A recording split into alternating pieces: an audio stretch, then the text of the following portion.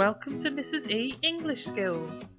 I'm Mrs. E and today we're looking at Functional Skills English Level 1, Session 4, Using Formal Language.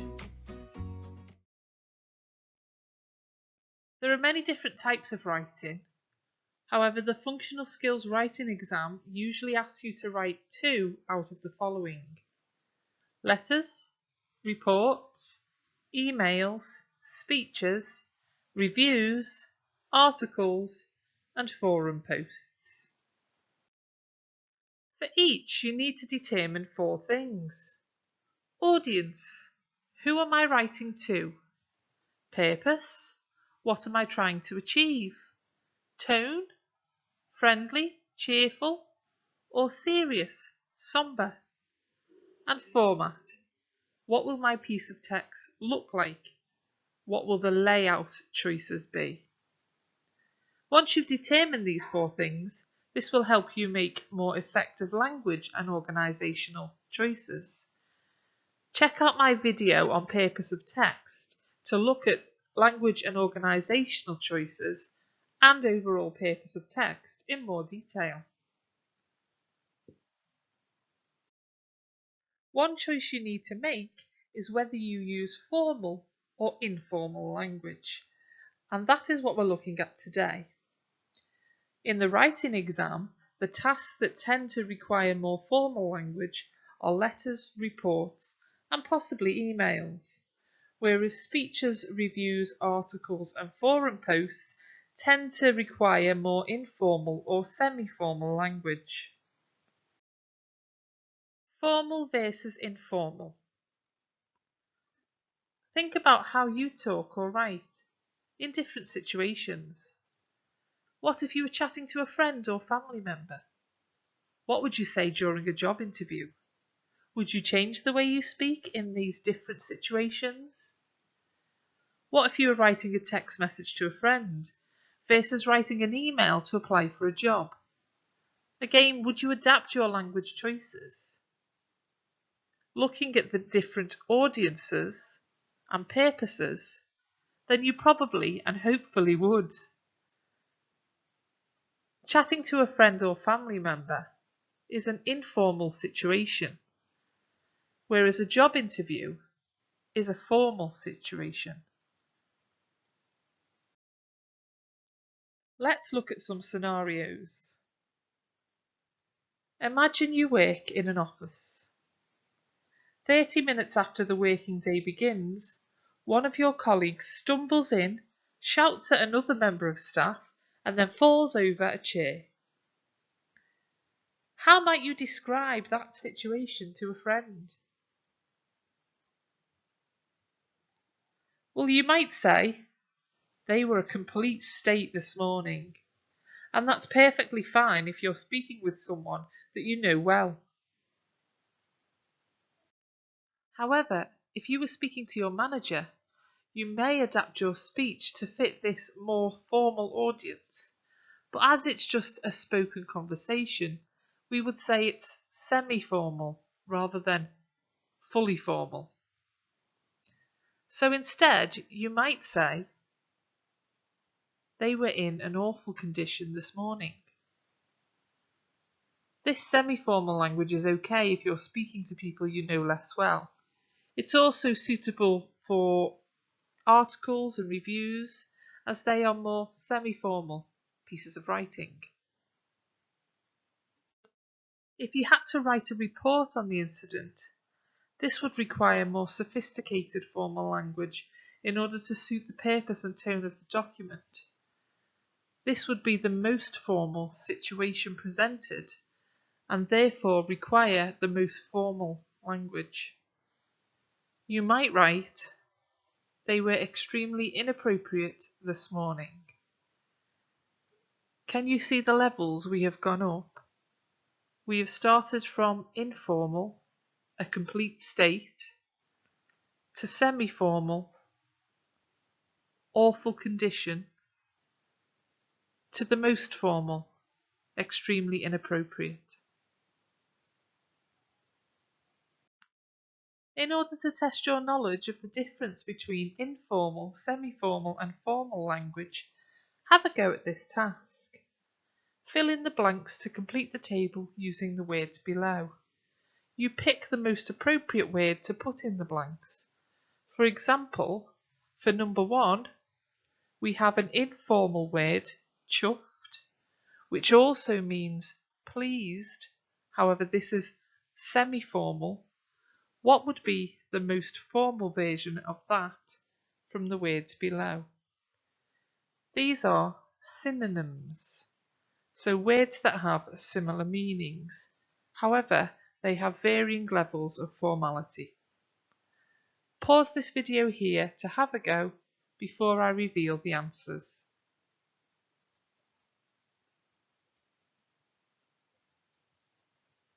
Okay, let's have a look at the answers.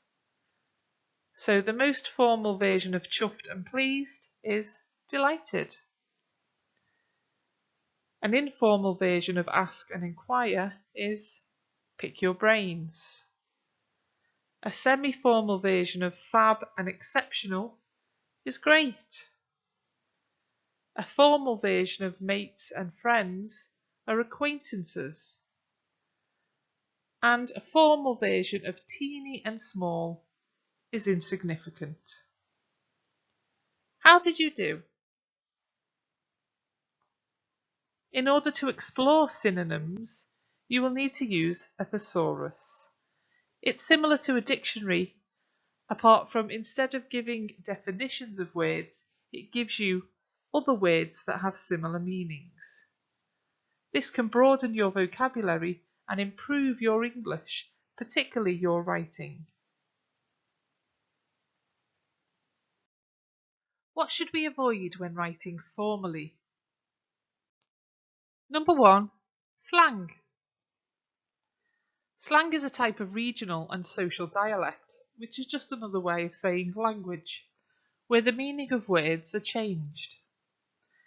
It's used in informal conversation and is the kind of language we may use when speaking to friends and family.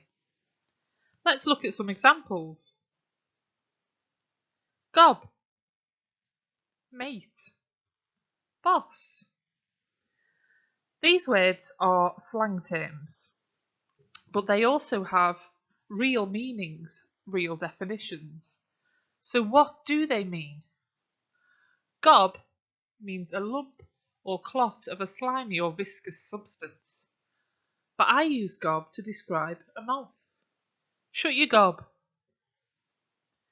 Mate means each of a pair of birds or other animals, but I use it to describe a friend.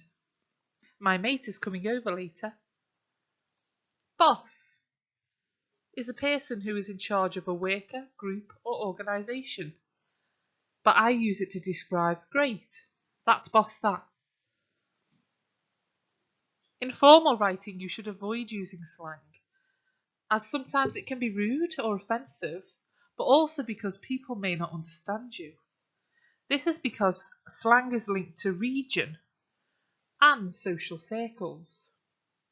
So the word meanings that you have changed depending on region or social circle will be different to the slang terms in other regions and other social circles. If you are writing a piece of text for a wide audience to read, it may reach different regions and therefore they are unable to understand the terms that you are incorrectly using. That's why for formal language it is much better and you should use standard English. And standard English is the correct English. The English that you learn when you are learning to speak English, or if you're a native English speaker, you learn throughout school. Number 2, word repetition. You should avoid using the same word too many times. Imagine you are writing a letter of application and you use the word good to describe all of your skills and attributes. How might this affect the hiring manager's opinion of you before you have even met? Well, they might think that you're either lazy, uneducated, or just not interested in the job at all. Let's look at an example. Dear Sir, Madam, I am writing to apply for the position of secretary at your company. I am a good communicator with good organisation skills. My current manager would describe me as a good worker and good team player. I am educated to a good level and have good IT skills relevant to the role. Thank you for taking the time to read my application. I look forward to your response. How does this letter of application sound? Pretty boring, and it probably will be put straight in the bin. Or is that too harsh? This is salvageable. How can we salvage this? Well, first we would need to replace the word good with more appropriate, formal and precise words. So let's do it. Replace the word good with a more appropriate word. You can look for synonyms of good using a thesaurus. However, there may be more effective words that are not synonyms of good, so do not discount these. Pause this video here to have a go before I reveal some answers.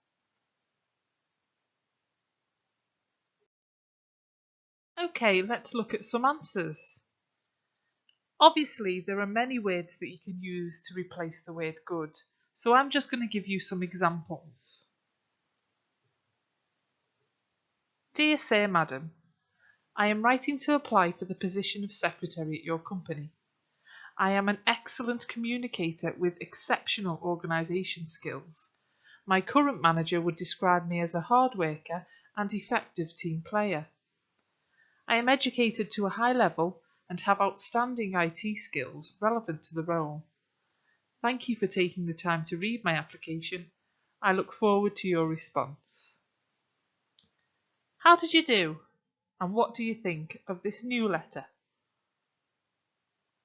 This is much more appropriate and is effective in selling yourself to that employer and showing off not only your written skills, but the skills that you have that you can bring to the role, because likely they are excellent, exceptional and effective and outstanding, and that is what you want to put across in order to get an interview. Another thing we should avoid when writing formally are apostrophes for omission. These are too conversational, and therefore they make it informal. To find out more about this, check out my video on apostrophes in my channel. Finally, we should avoid putting any irrelevant information in the piece of text we are writing if it is a formal document. Irrelevant information is information that's not connected or appropriate to the topic you are writing about. You should only include relevant information that would be useful to your audience or that is linked to the subject that you are writing about. To avoid using irrelevant information, ask yourself the following questions. Who is it for? This is the audience. What do they need to know? And this is the relevance. But more importantly, what do I want them to know? Be concise and to the point. Let's look at an example. Imagine you are a receptionist at a bed and breakfast. You need to write to a customer, Mr. Kapoor, explaining why you've had to cancel his reservation. From the list below, what is relevant and therefore should be included in your letter? Pause this video here to have a go before I reveal the answers.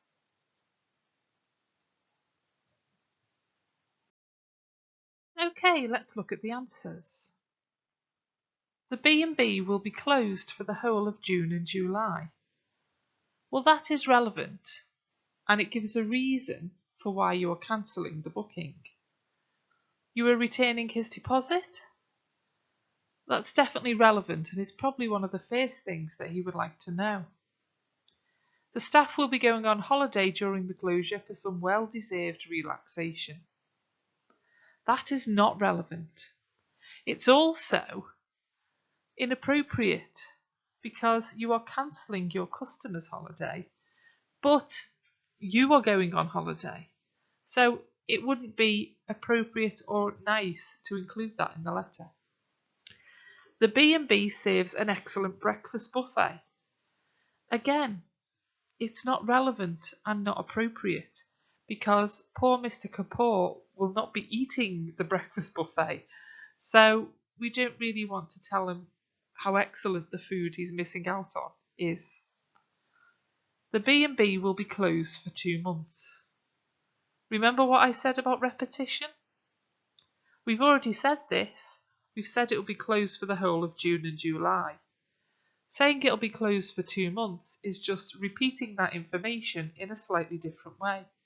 So it's not relevant because we've already stated that. The B&B is being renovated. That is relevant because it gives a good excuse for why it's closed and why Mr. Kapoor cannot come to the B&B. There are 2 other B&Bs in the area, the Cottage Inn and the Little Lettuce. This is appropriate and relevant because it's good customer service to share information on alternative accommodation because you've had to cancel Mr. Kapoor's booking. Offering an alternative might make him come to the B&B in future. And thanking Mr. Kapoor for his booking sent on the 14th of February 2023 for a single room from the 8th to the 27th of June 2023. Again, this is extremely relevant, and I would probably open my letter with this because it keeps up good relations. How did you do? Thank you for watching. Now you know the difference between formal and informal language, my next few sessions will be going over the different types of text you may be asked to write in the writing exam. Don't forget to check out my other videos, particularly the videos on sentence structure and punctuation, such as apostrophes and commas, as well as paragraphing, as these are the basics for writing and I won't be going over them in this series. Also, don't forget to like, subscribe and share. I'm Mrs. E, and I'll see you soon.